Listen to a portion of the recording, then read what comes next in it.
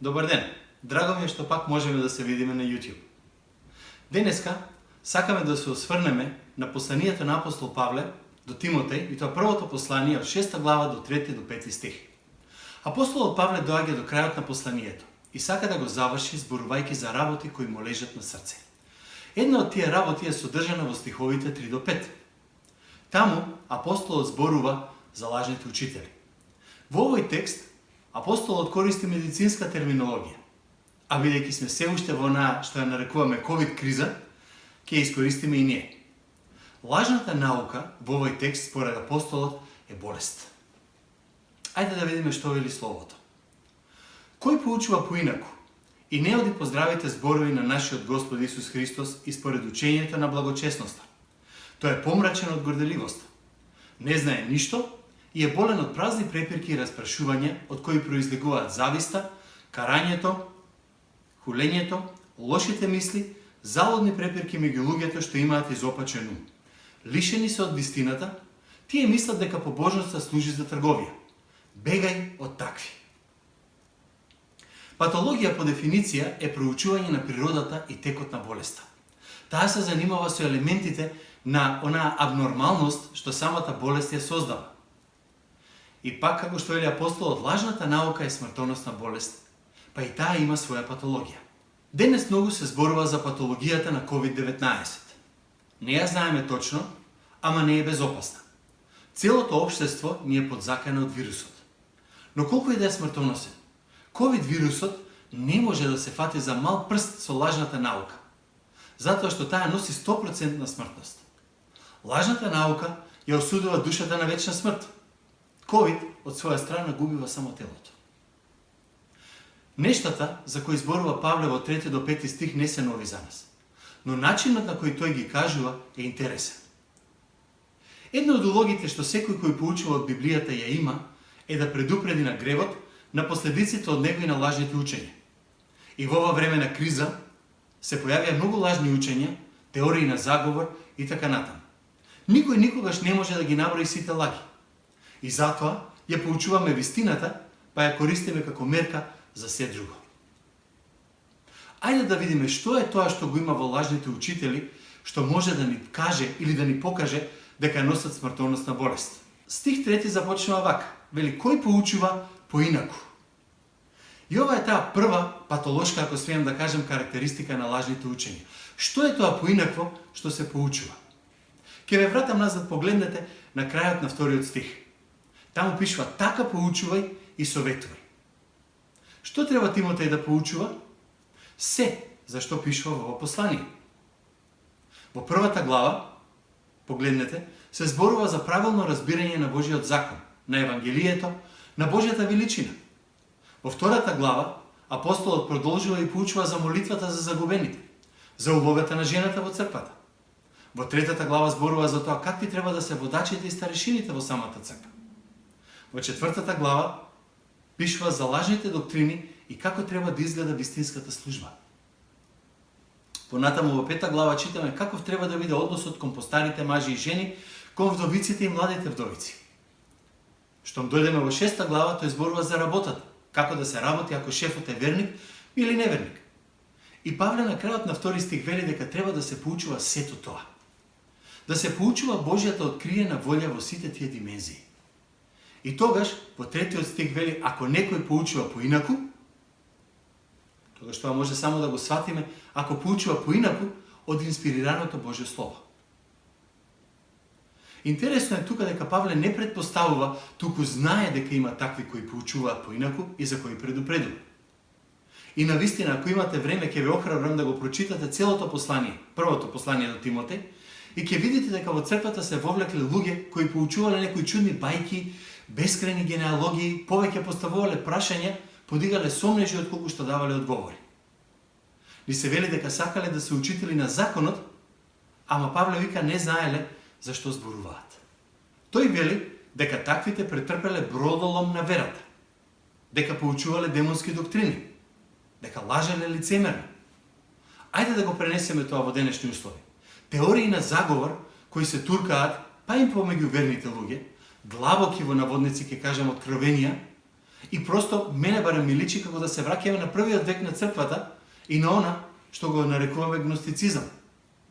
Односно, едно лажно учење кое тврди дека секогаш има некои тајни работи кои ги знаат само одредени, просветлени луѓе. Знаете, тоа е она идеја, ние сме духовни, ние знаеме, ние сакаме да ви го објасниме овој аспект на оваа или онаа книга од Библијата, Откровение, Даниел, ги плашат луѓето, а забораваат дека целото Откровение, како книга Откровение, па и тоа што е напишено во Даниел, е дадено во крајна линија заради фактот дека Исус е победник. И реално тоа треба да донесе радост и надеж, а не страф во верните.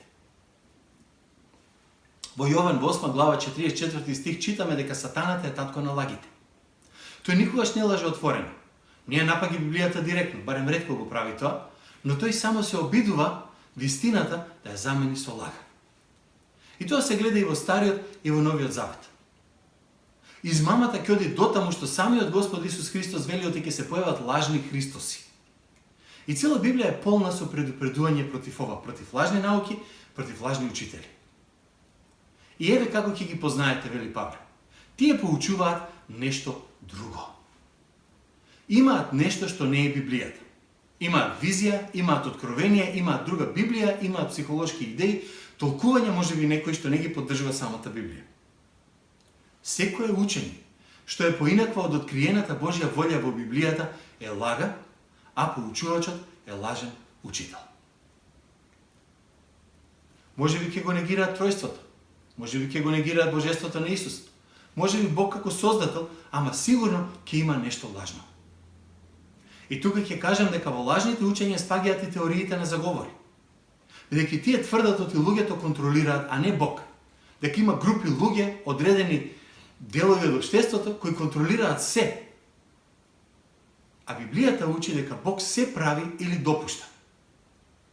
Затоа тие луѓе кои шират теории на заговор сеат страф.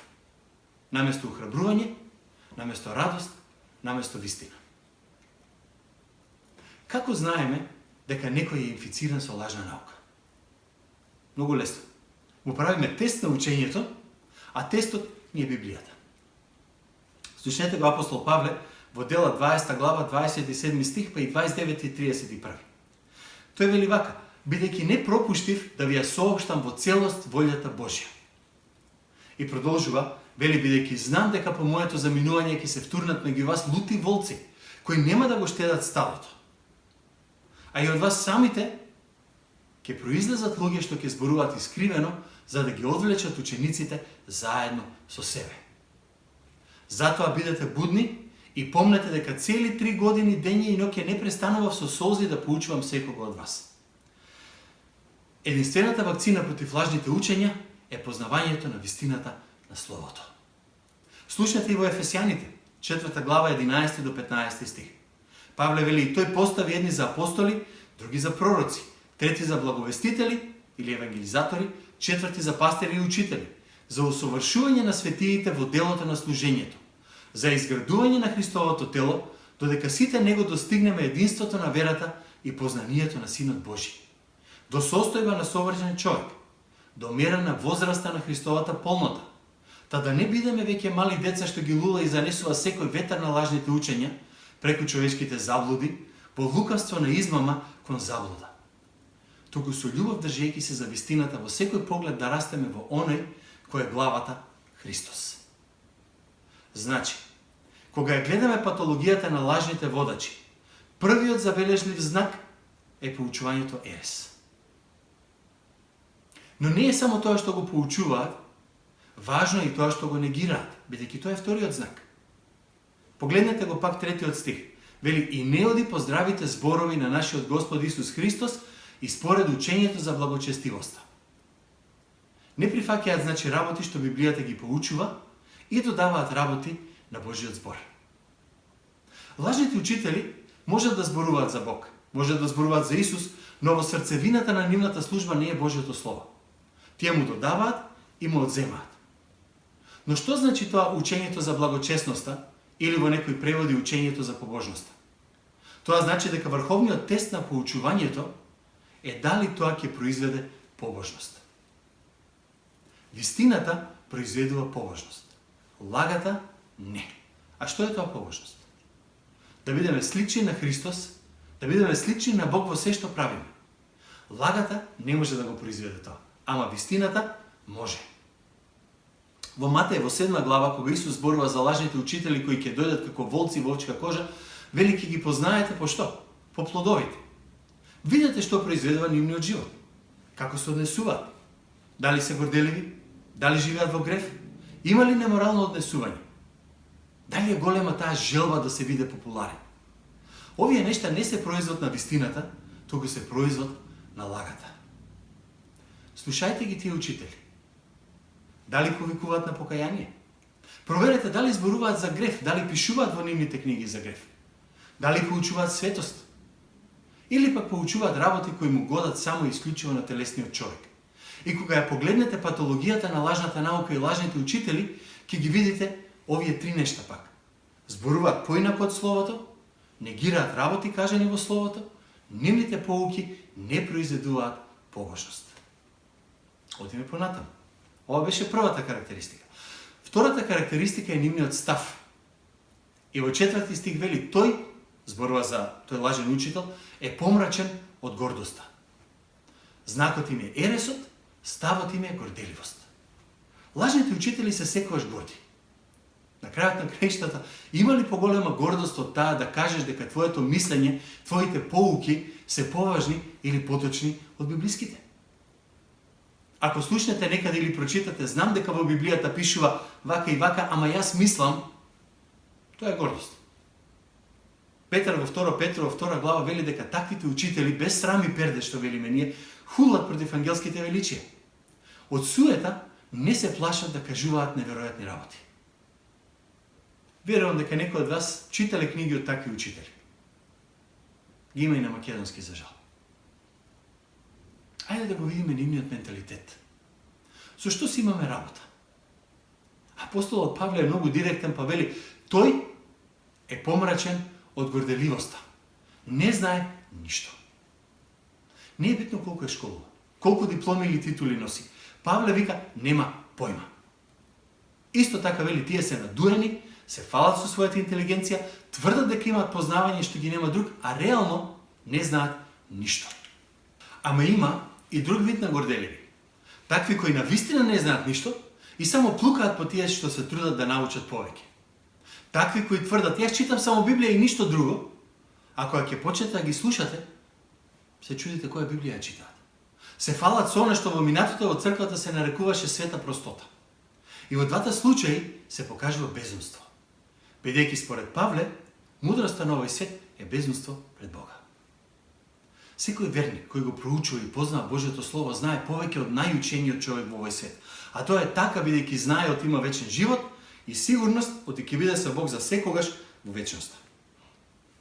И сега во 4 стих Павле вели за таквиот дека е болен од празни препирки и распрашувања.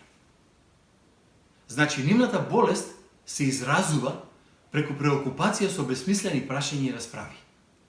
До ден денешен има така наречени теолози кои се расправаат да докажат дека, например, Мојсей не ги напишал првите 5 книги. Групи теолози кои дискутираа во минатото па и до ден денеска да најдат начин како да се сведе Исус на нешто, наместо личност или Бог или Спасител. Или теолози кои за Бог зборуваат со толку малку почит, помало од колку што имаат кон некој политичар или филмска звезда. Или пак такви за кои Светиот Дух е автомат за правење знаци и чуда, преку кој ќе се пофали говорникот. Денеска можете да најдете книги каде авторите се враќаат на алегориско тумачење на Библијата и ја прават мистична, неразбирлива, таинствена, за на крај да кажат дека тие се просветлените што ќе објаснат. Значи, болеста на лажните учители се гледа во тоа што не сакат да го прифатат Божјото Слово како единствен извор на здраво учење, во нивното тврдење оти знаат подобро од Библијата и тогаш тоа доведува до губење на побожноста и доброто однесување. И тогаш се вклучуваат во спекулации кои произлегуваат од помрачениот ум. Интересна патологија, интересен развој. И каде води сето тоа? Сега веќе зборуваме за ефектот. Ова е многу едноставно да се одговори. Води во збрка и во хаос. Погледнете го 4 стих. од кој произлегува зависта, карањето, хулењето, лошите мисли, залудни препирки меѓу луѓето. Јас веќе реков дека тестот на вистината е во тоа што произведува побожност. Вториот тест на вистината е фактот дека таа произведува единство. Единството на верните во Христос е можно само и исклучиво ако веруваме исто во однос на темелните вредности на христијанството. Ние не се расправаме за Библијата, ја прифаќаме 100%. Не се расправаме за спасението. Христос е единствениот спасител и пат кон Бог. Не зборуваме за Христос плюс нешто. Сега, кога секој поучува што сака и кога соберете такви учители и следбеници на едно место, станува хаос и секој е против секого. Ајде да видиме како се развиваат работите во 4 и 5 стих. Се почнува со зависта или во некои преводи љубомората, што всушност е внатрешно незадоволство кое се јавува кога некој станува попопуларен, попросперитетен, повеќе почитуван или сакан. И тогаш, ако еден поучува едно, друг поучува друго, едниот има повеќе следбеници, другиот се обидува да добие уште повеќе, почнуваат да се надпреваруваат кој е подуховен, кој има подлабоки разбирање. И тука стои во текстот вели се појавува кавга и хулење. Од една страна ќе се критикува и понижува тој што е поинаков од тебе, од друга ќе се кажуваат неверојатни бајки да се докаже сопствената духовност. И ако еден учител, лажен учител, ќе кажам, напишал книга од имал некакво Божје откровение, другиот ќе напише книга дека имал 3. И тоа води до она што е запишано тука во текстот, до лошите мисли, односно сомнежи, што значи дека на другиот почнуваат да му се припишуваат зли мотиви. И сето тоа на крајот, вели тука апостолот, води до залудни препирки меѓу луѓето, што имаат што? Изопачен ум, вели овде. Или, ако смеам да го завртам малку поинаку, каква оставштина дава лажното учење? Хаос. Апостол Петар вели дека таквите и нивното учење прават да се хули на вистината. Тие ги експлоатираат другите преку лагите. Ги мамат слабите, го напуштаат правиот пат, ветуваат слобода, а се робови на гревот. Јуда во неговото кусо послание вели дека таквите се како скриени подводни карпи кои предизвикуваат бродолом. Што мислите, колку лажни учења постојат? Јас мислам колку што има лажни учители. Само вистината е една и таа обединува. Ајде да повториме што зборувавме до овде. Знакот на лажните учители е ерес. Нивниот став – гордост. Нивниот менталитет – незнаење. Ефектот од нивните поуки – хаос. Но, ајде сега да се вратиме малку и да погледнеме која е причината за појавата на вакви лажни учители. И тука не мислам за надприродната причина, сатаната, демоните и слично. Тие навистина стојат за сето ова. Меѓутоа, има извор во самите луѓе. Погледнете го пак 5 стих. Вели тука, тоа се луѓе што имаат изопачен ум. Тоа е основната причина. Телесен ум кој е непријател на Бог. Тоа се луѓе кои според 1 Коринќаните 2 глава 14 стих не можат да ги разберат Божите работи. Изворот значи на болештината, на таа болест што ја носат, е изопачениот ум. И која е состојбата на тие лажни учители? Пак во 5 стих вели тие се лишени од вистината. Тоа е нивната состојба. За жал. Уште 2 куси работи и завршуваме. Каква е прогнозата за ваквите учители? Ова е поврзано со самата изјава дека се лишени од вистината. Ако се навистина лишени од вистината, тогаш прогнозата за тој пациент е дека ќе заврши пред Божиот суд. Секој кој нема Божјата вистина оди на суд. Петар во 2 Петро во 2 глава пак вели дека нивното уништување не спие и дека нивниот суд наближува. И тогаш Петар вели дека ако Бог не ги поштедил ангелите кои изгрешија и ги фрли во пекол, ако Бог не го поштеди светот пред Ное, ако Бог не ги поштеди Содома и Гомора, нема да ги поштеди ниту лажните учители. Гревот, браќа и сестри, е опасна работа. Толку опасна што нема вирус во светот што е полош. Смртноста од гревот е 100%. Затоа единствениот лек беше совршениот Господ Исус Христос, кој дојде и кој умре за да ни даде живот, за да ни излечи. На крајот на краиштата, знаејќи го сето тоа, зошто некој би бил или би сакал да биде лажен учител? Еве зашто. Тие мислат дека побожноста служи за трговија. Или, како што се изразува апостолот, за задобивање полза. Просто е јасно, тие се лажни учители, оти така заработуваат пари. Затоа апостол Павле во дела 20 предупредува дека ќе дојдат такви волци. Тоа што пред малку го спомнав. Такви вируси и болести, ако сакате. Па им вели дека ги упатува на Словото, повторно, што е најефективниот лек. И затоа дава личен пример во 33 стих во дела 20 и вика: од никого не побарав ни сребро, ни злато, ни облека. Зошто? Тој не сакал некој да помисли од тие учител за некого да одере, наместо да е пастир кој ќе го пази, кој ќе го храни стадото. Јас не сум таков, вели тој. На црквата во Солуни вели: од вас не барав ништо, работев со своји раци. На коринќаните им вели: од вас не очекував ништо. Во 3 глава од 1 Тимотеј зборува дека старешина не смее да стане алчен за пари. Зошто? Оти главната мотивација на лажните учители е дека пари се прават најлесно со помош на религијата. Гледајте телеевангелисти, секи ви стане јасно. Во дела, во 8 глава ќе се сетите, имаше еден Симон кој сакаше да го купи Светиот Дух. Не знам дали сте забележале во текстот, ама тој не праша колку ќе чини. Оти мислеше дека ако го добие, ќе си ја врати инвестицијата 1000 пати. Преку правење знаци, чуда, исцелување и така натаму. И за жал од тогаш па до ден денеска не се смени ништо. Тоа е патологијата на лажните учители. Тоа е патологијата, оној нивни духовен вирус, ако сакате. Да повторам и да завршам. Бегајте од луѓе кои поучуваат спротивно на Словото. Бегајте подалеку од тие кои ја негираат вистината. Бегајте подалеку од тие кои не се огледуваат на Христос и кои не покажуваат вистинска побожност. Бегајте подалеку и не ги слушајте горделивите кои постојано се занимаваат со теории, кои постојано пропагираат едно или друго, кои создаваат хаос, неред, збрка, неединство. Бегајте подалеку од оние кои измислуваат поуки во својот расипан ум, кои ја заборавиле вистината и одат кон вечна осуда. Бегајте подалеку од такви кои сакаат да се богатат на ваша сметка. Таквите ќе ви пренесат лош духовен вирус. Тие самите се инфицирани со него. А прогнозата за таа нивна болест е многу лоша. Бегајте од сето тоа. Вратете се на Словото. Читајте. Најдобрата вакцина, најдобрата профилакса, најдобриот начин да сме сигурни дека нема да завршиме како тие кои не сакаат да го слушнат Божиот глас. Довидување.